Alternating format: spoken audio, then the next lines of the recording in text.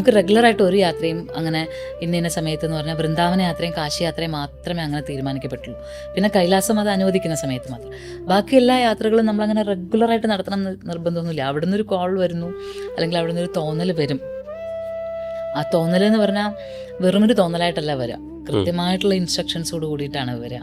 അപ്പോൾ ആ ഇൻസ്ട്രക്ഷൻസ് കിട്ടിക്കഴിയുന്ന അപ്പോൾ തൊട്ട് അതിനു വേണ്ടി തയ്യാറാകുന്നു എന്നുള്ളതാണ് ഇതിനകത്ത്. വിട്ടിട്ടുള്ളൊരു യാത്ര നമുക്ക് ഈ അവിടെ ഇറങ്ങുന്ന സമയത്ത് എപ്പോഴും ആ മണ്ണിനെ കുറേ വർഷങ്ങളോ അല്ലെങ്കിൽ ജന്മാന്തരങ്ങളായിട്ട് അറിയുന്ന ഒരു വ്യക്തിയെ പോലെ അങ്ങ് എപ്പോഴും ബിഹേവ് ചെയ്യാറ് എനിക്കങ്ങനെ തോന്നിയില്ല. എൻ്റെ എല്ലാ യാത്രയിലും അത് അവിടെ ഒരു ഗോപികയായിട്ടോ അല്ലെങ്കിൽ അവിടെ ഒരു ജന്മമെടുത്ത ഒരു സ്ത്രീയെ പോലെയാണ് അങ്ങ് ബിഹേവ് ചെയ്തിട്ടുള്ളത്. അപ്പോൾ അങ്ങ് പറയുന്ന അഞ്ച് കാര്യങ്ങൾ നമ്മൾ പറയും, കദംബ വൃക്ഷം മുതൽ അത് ഗോലോകമായിരുന്നു അല്ലെങ്കിൽ ഗോലോകത്തിൻ്റെ ഭാഗമായിരുന്നു എന്ന് പറയുന്ന ആ 5 അടയാളങ്ങളെക്കുറിച്ച് 2 വാക്ക് പറയാൻ പറ്റും? പറയാം, തീർച്ചയായിട്ടും. വൃന്ദാവനത്തിൽ ഭഗവാന്റെ കാലത്തുണ്ടായിരുന്നത് എന്ത് എന്നുള്ളതാണ്. ഭഗവാന്റെ കാലത്തുള്ളതിനെ കാണാനാണ് നമ്മൾ ചെല്ലുന്നത്. പക്ഷേ ഭഗവാന്റെ കാലത്തുള്ളതായിട്ട് 5 വസ്തുക്കളാണ് വൃന്ദാവനത്തിൽ ഇപ്പോൾ ഉള്ളൂ. അതിലൊന്ന് വൃന്ദാവനത്തിലെ മണ്ണാണ്, 2 വൃന്ദാവനത്തിലെ മരങ്ങളാണ്, കടമ്പ് വൃക്ഷങ്ങളാണ്, 3 ഗോവർദ്ധനഗിരിയാണ്, 4 യമുനയാണ്, 5 രാധയാണ്. ഇങ്ങനെ 5 തത്വങ്ങളാണ്. ഈ 5 തത്വങ്ങളിലൂടെയാണ് നമ്മൾ കൃഷ്ണനെ കാണുന്നത്. അപ്പോൾ മോക്ഷയുടെ യാത്രകളിലെല്ലാം ഈ 5 കാര്യങ്ങൾക്കാണ് പ്രാധാന്യം കൊടുത്തിരിക്കുന്നത്. ബാക്കി കെട്ടിടങ്ങളൊക്കെ പിന്നെ വരുന്നുള്ളൂ. കെട്ടിടങ്ങൾ, ക്ഷേത്രങ്ങൾ എല്ലാം പിന്നെയാണ്. ആദ്യം ഈ 5 കാര്യങ്ങളിലൂടെയാണ് നമ്മൾ യാത്ര ചെയ്യുന്നത്. ഈ 5 കാര്യങ്ങളെ അറിയുകയാണ് ചെയ്യുന്നത്. ഏറ്റവും ഓരോ സത്സംഗത്തിലൂടെ നമ്മൾ ഓരോ ബോധത്തിലേക്ക്. ഗോവർദ്ധനഗിരി ആ പ്രകൃതിയിൽ അങ്ങനെ ഇരിക്കുന്നൊരു ഗിരി മാത്രമല്ല, ആ ഗോവർദ്ധനഗിരി ഉദ്ധരിച്ചുകൊണ്ട് ഭഗവാൻ ഗോവർദ്ധനഗിരിധാരിയായിട്ട് ഹൃദയത്തിലുണ്ട്. പലപ്പോഴും നമ്മളിലെ ആ പെയ്തു തീരാത്ത മഴകളിൽ നമ്മളാകുന്ന ജീവിതത്തെ ഉയർത്തിപ്പിടിച്ച്, ചെറുവിരൽ ഉയർത്തിപ്പിടിച്ച് ഭഗവാൻ നിന്നിട്ടുണ്ട്. ആ മൊമെൻറ്റുകൾ അറിയുന്നവർക്ക് ഗോവർദ്ധനഗിരി അറിയാൻ പറ്റും. അങ്ങനെ ആ ഓരോ ഗോവർദ്ധനഗിരി ആയിക്കൊള്ളട്ടെ, കടമ്പായിക്കൊള്ളട്ടെ, രാധാറാണിയുടെ കണ്ണുകളായിക്കൊള്ളട്ടെ, ഒക്കെ നമ്മളെ കൃഷ്ണനിലേക്ക് അടുപ്പിക്കുക ചെയ്യുക. അന്ന് കൃഷ്ണകാലം തൊട്ട് ഇന്ന് വരെയും ഉണ്ടായിരുന്നത്, ഇന്ന് വരെയും അവിടെ നിലനിൽക്കുന്നത് ഈ 5 കാര്യങ്ങളാണ്.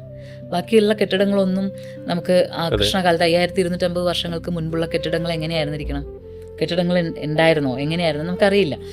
പല കാലങ്ങൾ കഴിഞ്ഞ് കൃഷ്ണൻ്റെ പൗത്രൻ്റെ കാലത്താണ് ഇതൊക്കെ കൺസ്ട്രക്ട് ചെയ്തതെന്നും പിന്നീട് 12ാം നൂറ്റാണ്ട് 12th സെഞ്ച്വറിയിലാണ് പിന്നെ ഇത് കൺസ്ട്രക്ട് ചെയ്യുന്നത്.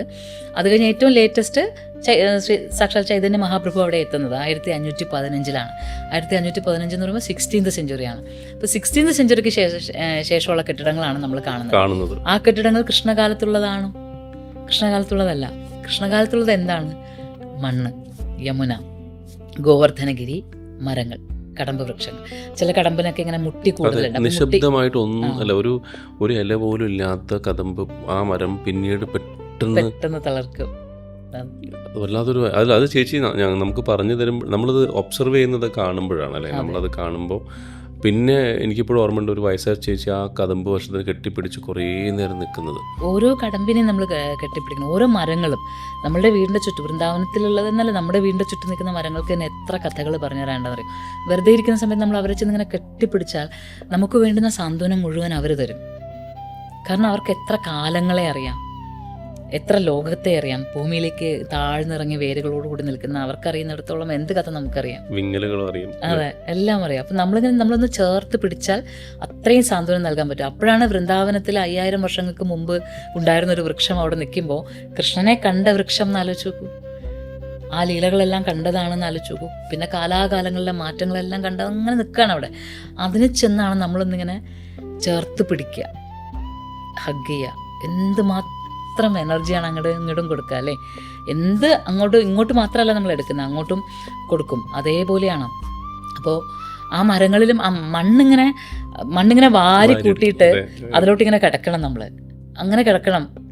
ഒരു മന്ത്രജപവും വേണ്ട അവിടെ, ഒരു ധ്യാനവും ആരും പഠിപ്പിക്കണ്ട, ഒന്നും ചെയ്യണ്ട. ആ മണ്ണിങ്ങനെ കൂട്ടിച്ചേർത്ത് അവിടെ ഇങ്ങനെ കിടന്നു കഴിഞ്ഞാൽ നിന്റെ ഈ ജന്മത്തിനും വരും ജന്മത്തിനും വേണ്ടുന്നതെല്ലാം ആ മണ്ണ് ചേർത്ത് പിടിച്ച് സാന്ത്വനിപ്പിക്കും. മണ്ണ്, ആ വൃന്ദാവനത്തിലെ മണ്ണ് അത്രയും ദിവ്യമാവാൻ കാരണം തന്നെ ഭഗവാൻ പറയുന്നു, നീ പണ്ഡിതനെന്നോ പാമരനെന്നോ നോക്കാതെ എല്ലാവരുടെയും ചവിട്ടേറ്റ് വാങ്ങുന്നു, എല്ലാവരും നീ ഒരുപോലെ കരുതുന്നു, അതുകൊണ്ട് നിനക്ക് തരുന്ന അനുഗ്രഹമാണെന്നാ പറയണേ ഈ മണ്ണ് വരണ്ടത് വെച്ചത്. അപ്പൊ ആ മണ്ണാണ്. ഏത് ഭക്തനും അവിടെ എത്തിയല്ല ആരെങ്കിലും പറയണ്ട, നിങ്ങൾ ഉരുളു എന്ന് പറയണ്ട. പറയണതിന് മുന്നേ അവിടെ അങ്ങോട്ട് കിടന്ന് ഉരുളാണ്. ആ മണ്ണിനെ നമ്മളിങ്ങനെ ചേർത്ത് പിടിച്ച് വെക്കുമ്പോൾ ഉള്ളൊരു നിമിഷമുണ്ട്. അത് ആ മണ്ണിന് മാത്രം പറഞ്ഞുതരാൻ പറ്റുന്ന, നമുക്കൊരു പക്ഷേ വാക്കുകൾ കൊണ്ട് പറഞ്ഞുതരാൻ പറ്റാത്ത കൃഷ്ണൻ ആ മണ്ണിന് മാത്രമേ പറഞ്ഞുതരാൻ പറ്റുള്ളൂ. അവിടെ വാക്ക് വേണ്ട, ഭാഷ വേണ്ട, ഒന്നും വേണ്ട. വെറുതെ ചേർത്ത് പിടിച്ചൊരു നിമിഷം ഞാനെന്ന അഹന്തയില്ലാതെ എനിക്കിരിക്കാൻ പറ്റിയാൽ എനിക്ക് മനസ്സിലാവും.